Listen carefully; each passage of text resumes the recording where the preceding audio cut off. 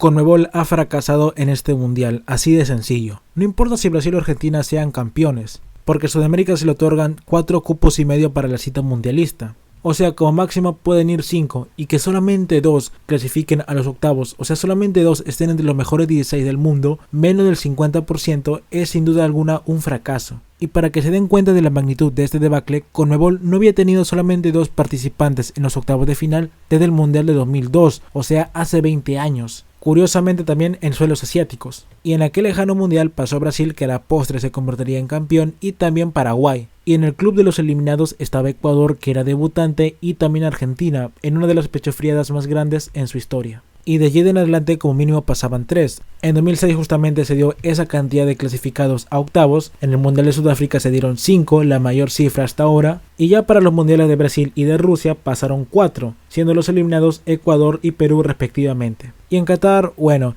todo empezó mal incluso antes de que el mundial arranque. Y sí, hablo de la derrota de Perú contra Australia, por lo que Conmebol no podría tener a su máximo número de representantes. Y Asia por su parte sí los tendría, incluso uno más porque bueno, Qatar era el local, pero respondió teniendo 3 clasificados a los octavos de final, cosa que al menos no había pasado desde que el mundial tiene 32 equipos, por lo que la Confederación Asiática, incluso me atrevería a decir que junto con la africana, que ya tiene 2 clasificados a los octavos, son los que han dado el batacazo en este mundial, que ya está demostrando que no solamente es una lucha entre Europa y Sudamérica, mucho menos de Sudamérica en esta edición. Y ojo, que Europa tampoco se salva, pero ya habrá tiempo de hablar de eso en otro video, porque ahora solamente me quiero enfocar en los eliminados de nuestra querida Conmebol. Y del partido entre Perú y Australia no voy a hablar porque ya tengo un video de 15 minutos hablando solamente de ese partido nefasto.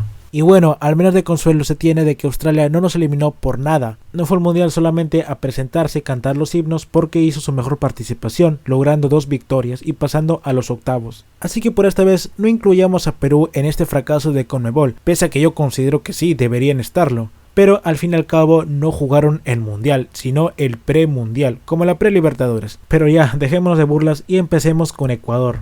Los dirigidos por Alfaro empezaron el mundial muy bien, ganándole a Qatar en el debut y haciendo historia. Por primera vez el anfitrión perdía en la inauguración. El que estuvo más cerca de hacerlo fue Sudáfrica en el 2010, pero México solamente le logró empatar. Y pese a que el rival fue Qatar, el peor anfitrión en la historia de los mundiales, confirmaron que en este mundial no solamente habían venido a pasear empatándole a la naranja mecánica en el segundo partido, en el que Ecuador se mostró bastante dominador en el segundo tiempo, logrando anular completamente a Holanda, o bueno, Países Bajos. Y con tales resultados se esperaba que Ecuador pase tranquilamente a los octavos, ya que solamente tenía que empatarle a Senegal en el último partido. Y el país africano no venía tan bien, solamente mostró un buen nivel en los primeros minutos contra Holanda, bueno, el primer tiempo, porque luego fue un partido bastante igualado y finalmente Países Bajos logró ganar el encuentro en los minutos finales. Y ya contra Qatar, bueno, ganaron solamente por desmérito del rival. Sin embargo, mientras veía el partido me quedó en claro una cosa: el vigente campeón de África se había preparado exclusivamente para este encuentro. Porque vamos, en el presupuesto estaba perder contra Países Bajos y ganarle a Qatar.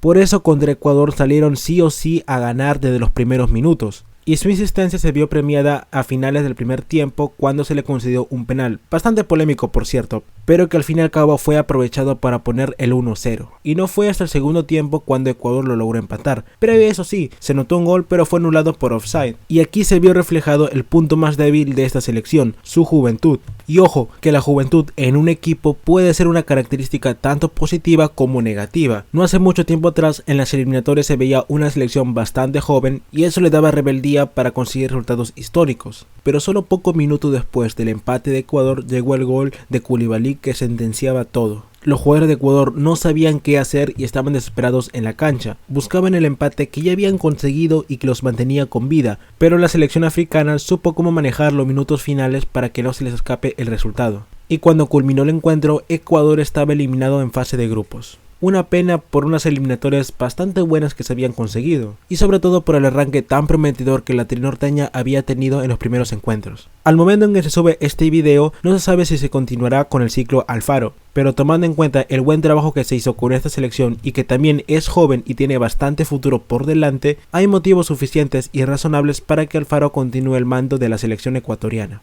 Y el otro fracaso le corresponde a Uruguay. A diferencia de Ecuador, la celeste no comenzó con buen pie en este mundial, ya que en un partido sin muchas luces empató 0-0 contra Corea del Sur. En el trámite fue un partido igualado por la posesión, pero solamente hubo un remate directo al arco por parte de Uruguay, por lo que prácticamente ninguna selección se hizo daño. Y ya en el segundo partido habían bastantes expectativas porque se esperaba un partidazo contra Portugal, que ambas selecciones muestren su mejor nivel, sobre todo Uruguay, que había quedado en deuda después del partido contra Corea, pero el resultado fue muy diferente a lo esperado, o bueno, al menos para Uruguay, porque si bien hubo opciones de gol para ambos equipos, la única selección, o bueno, el único jugador que supo aprovecharlas fue Bruno Fernández, anotando los 2 tantos que sellarían la victoria para los lusos. Y con esta derrota, Uruguay se complicaba en cara a la última fecha y el peligro de quedar eliminado del Mundial en fase de grupos era latente. Pero un jugador se encargó de borrar estos fantasmas, o bueno, al menos por unos minutos, y me refiero a Jordan de Arrascaeta. El jugador que milita en el Flamengo no había sido partícipe del partido contra Corea del Sur y solamente entró a los 62 minutos en el partido contra Portugal.